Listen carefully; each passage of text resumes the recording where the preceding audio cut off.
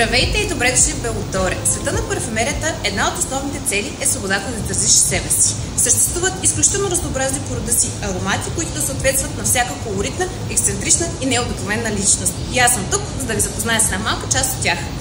Etat Libre d'Orange е френски бранд, известен със своите нетрадиционни и нестандартни парфюми. Remarkable People е за всички, които искат да бъдат запомнени и да оставят своята следа. Нотките на грейпфрут, шампанско, жасмин, черен пепер и сандалово дърво са триумф за сетивата.